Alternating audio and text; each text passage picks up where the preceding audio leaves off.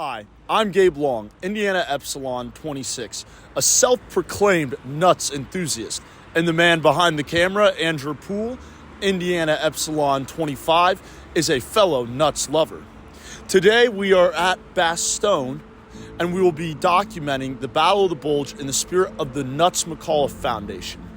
On December 16th, 1944, in a last-ditch effort to halt the Allied advance, Hitler launches a counter-offensive on the Ardennes region with the final objective of Antwerp, Belgium. The German High Command believe that if they cut off the vital supply port of Antwerp, then the Allies will be forced to negotiate, which would buy valuable time for the Reich, with poor weather and fog making aerial support from the superior Allied forces impossible. Hitler's mobile panzer units are able to steamroll the resting Allied forces. The success of the German offensive rested on the small Belgian town of Bastogne. This town was vital to the capture of Antwerp, as all 7 roads of the Ardennes converge there. Bastogne was originally defended by the 28th Infantry, but with swift action, Eisenhower mobilized the reserve groups of the 101st and 82nd Airborne. They will arrive by December the 18th. In temporary control of the 101st is Brigadier General Anthony McAuliffe, while Major General Maxwell Taylor is away at a conference.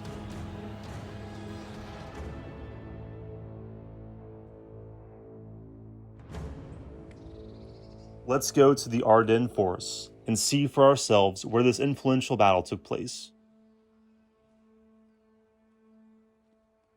You know, it's just so incredible walking through the forest when you consider what these men had been through at this point. The 101st Airborne had been there during Operation Overlord. They were dropping behind German lines while the beaches were being stormed. They're in Operation Market Garden, which ended up being a failed operation, but they're seeing some of the most grotesque and bloodied fighting in the entire war. But when duty calls, they come in. And you think about it, it's December the 19th when the 101st come to reinforce the 10th Armored Division. And it's snowing, it's wet, it's freezing cold. And they're digging these foxholes December the 19th, and they were supposed to be on leave. They were going to have Christmas leave in Paris, and instead they're freezing in these foxholes. It just really, it's so impactful to think about what it would be like to be a soldier, not only in the foxhole, but to be a leader, to be that lieutenant, to be the captain, to be the colonel, the major, the general, and understand how that's influencing your decisions. You know, you have very little food left. You have very little ammo left. The way that the weather is, no airplanes can come in to drop supplies. You've got a bunch of men who have been through the worst of the worst. It's truly an amazing group of men that could hold such a vital town under such horrible circumstances.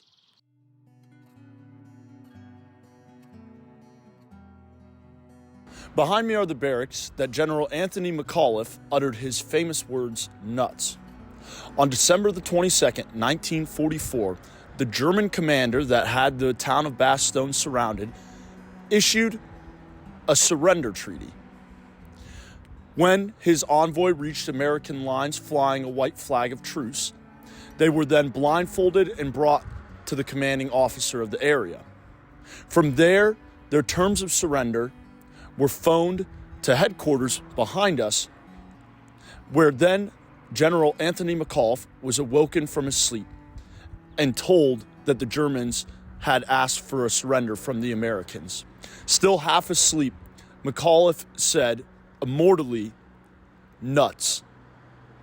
When he had fully awoken and it had been discussed, the Germans were sent back an unofficial reply, not written down, of no, we will not surrender.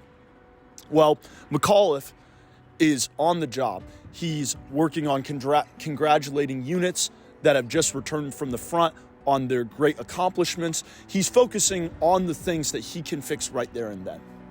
Well, the Germans come back and they say, we've issued an official terms for surrender and we deserve an official reply.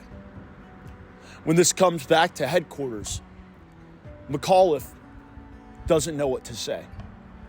And it's going to be his staff that encourage him for the reply of nuts. And that's the reply that the Germans get. That's how the Americans answer to the idea that they would surrender such an important town that would lead to Antwerp. The conflict of the Battle of the Bulge finally ends on January the 6th. Behind us now stands the memorial erected for the men who fought valiantly during the conflict.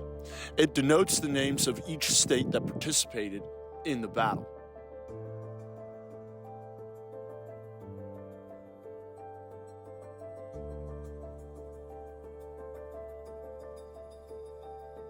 Going to Belgium was such an amazing experience. We got to see the things that we had always heard about. And I think that's the interesting part about reading about something and then going and actually seeing it. We had this idea of what we knew about nuts, what we knew about the story and what it meant to us. But going to Belgium, some of our ideas slowly changed. If you would have originally asked me why nuts matter, I would have said, it's because of the fact that it's an awesome story. Here's a SigEp who went above and beyond as a leader. But now, after being to Belgium and really ruminating on the story, something that I took away was that Nuts focused on what he could change right there and then. Instead of focusing on the surrender, he focused on taking care of his troops. That speaks to what Nuts is about to this generation of SigEps. We can't change the fact that some people might not believe in the fraternity experience. We can't change the fact that some people might not think SigEp is the best fraternity experience out there. But what we can focus on is providing the opportunities to educate the leaders of tomorrow for chapters that then can focus on creating a better membership experience, spreading the word about the experience. These are the things that are truly important and will change the things that we can't change right here and now.